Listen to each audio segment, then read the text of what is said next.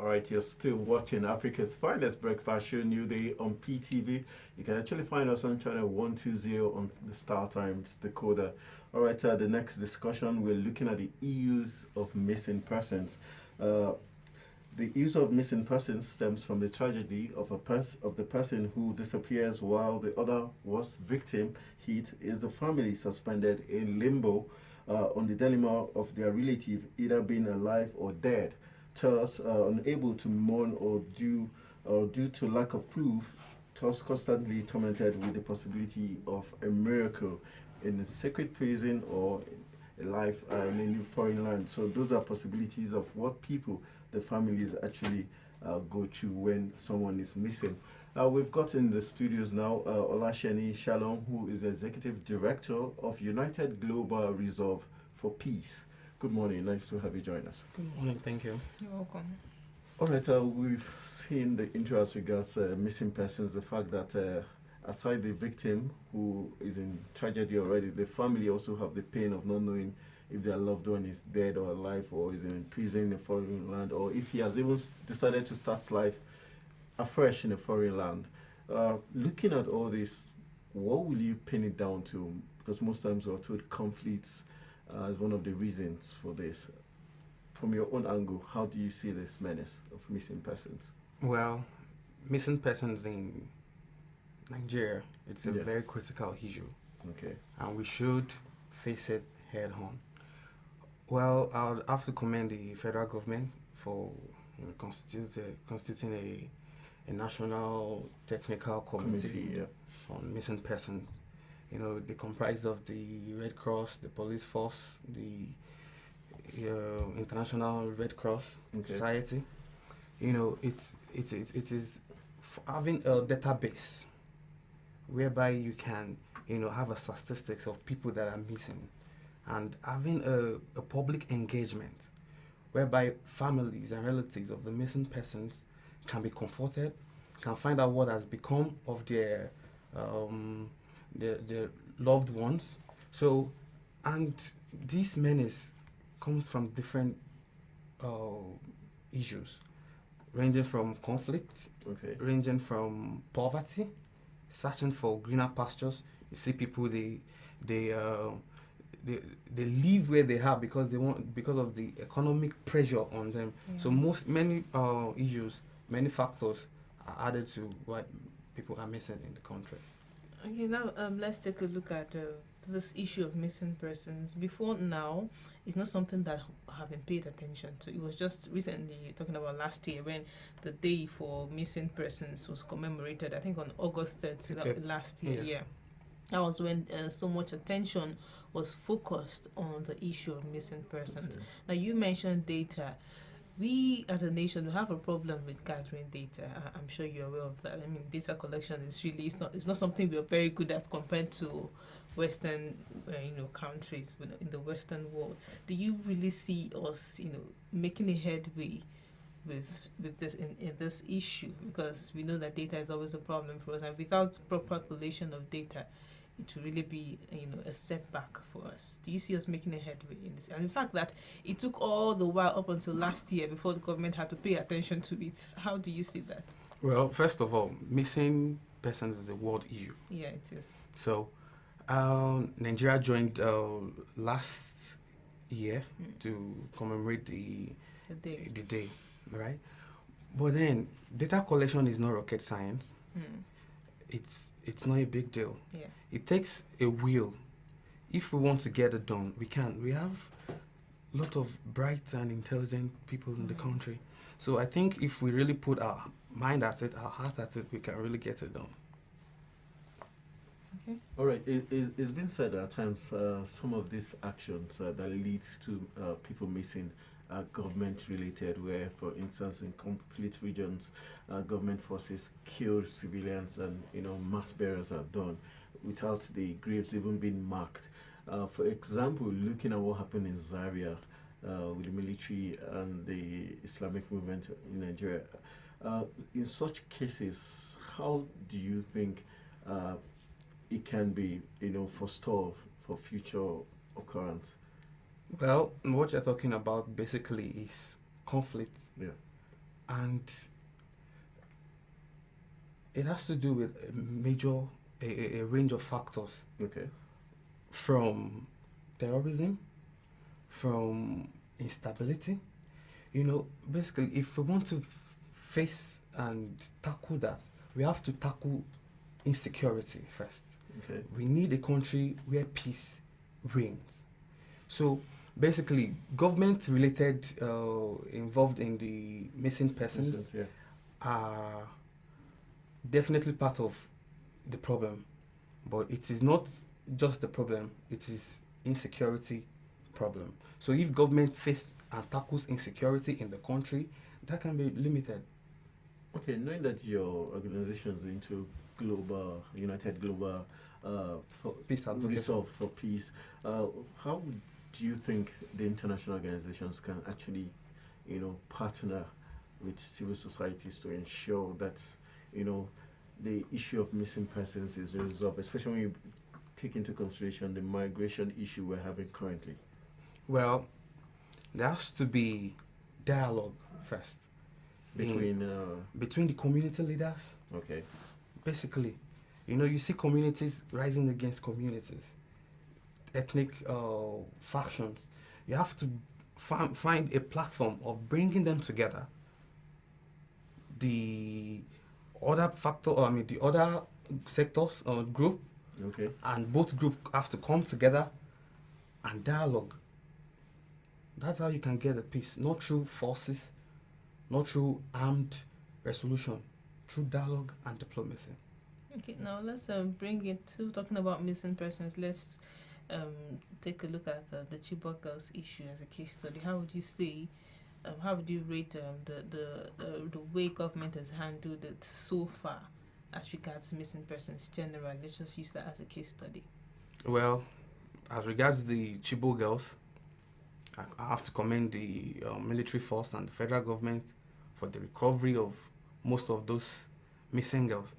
However, it is they have a very slow response. It took a very, very long time to get that done, and it caused us a major national embarrassment. But I have to commend them for the job done so far. You see, dialogue played a very key role. Yes, definitely. The international organization came into the, I also discovered that the International Red Cross Society were the one that mediated through the, dialogue between Boko Haram and the Nigerian government.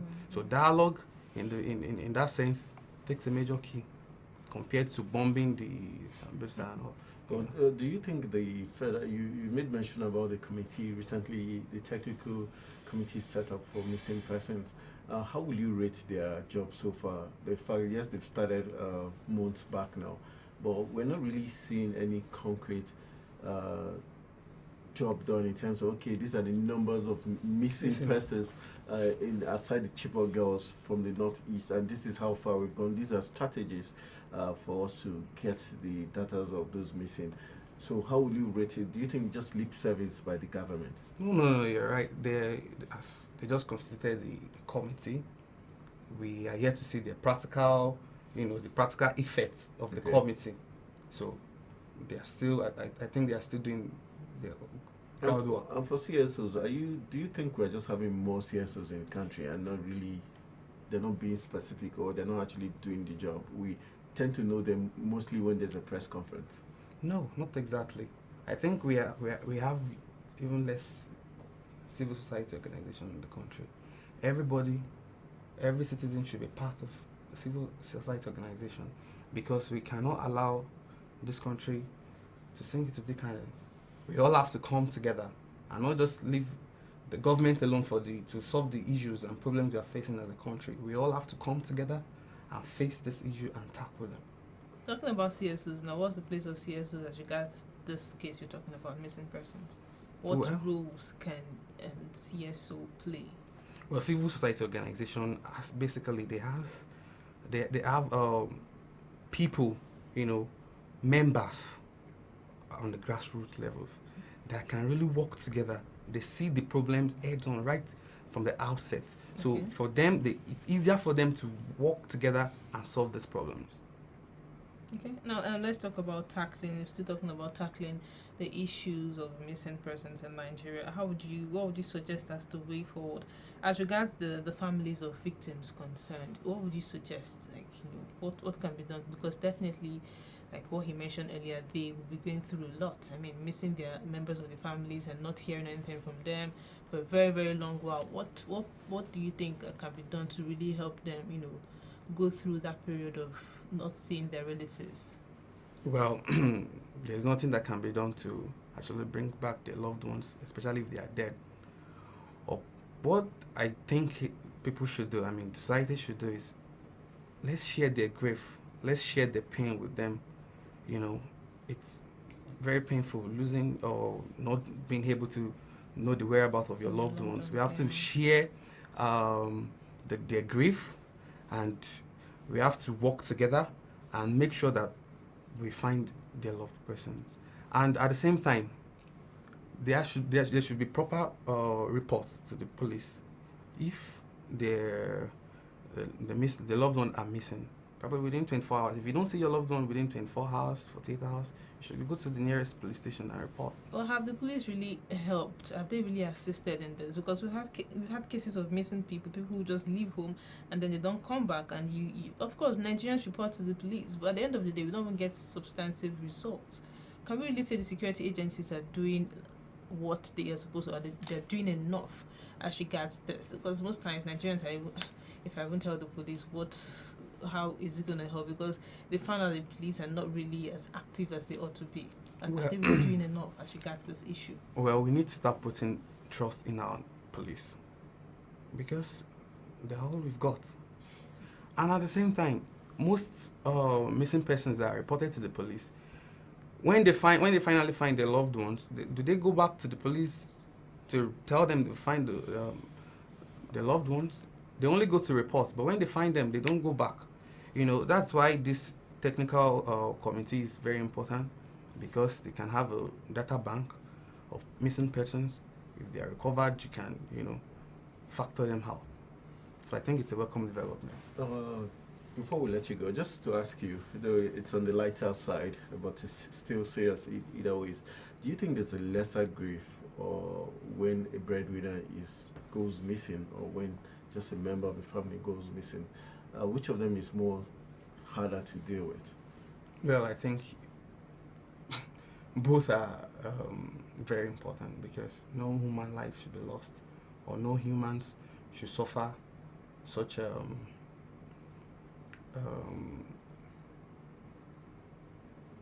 but the fact that one is a breadwinner, does that double the anguish of the family?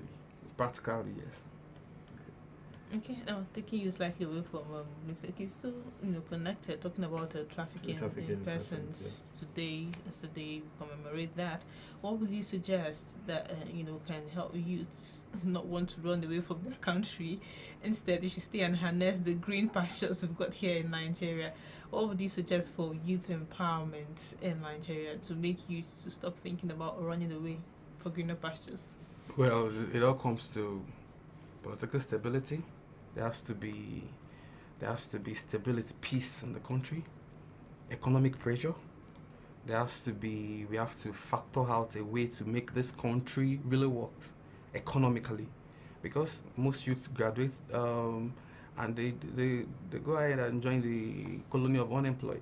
So you can't really blame those youths looking forward to greener pasture. But what we can do as a country is, let's really think on how to make this country work out, and how to make this country attractive for the youth and all the citizens. When there's no political will, do you see us getting out of this situation? Yes, I see all this. Most times when there are crises here and there, it's a call to actually bring out a peace and a stable country. So I realized that all this happening in the country is a welcoming development, because you see things happening in the National Assembly, you see the executive. There are,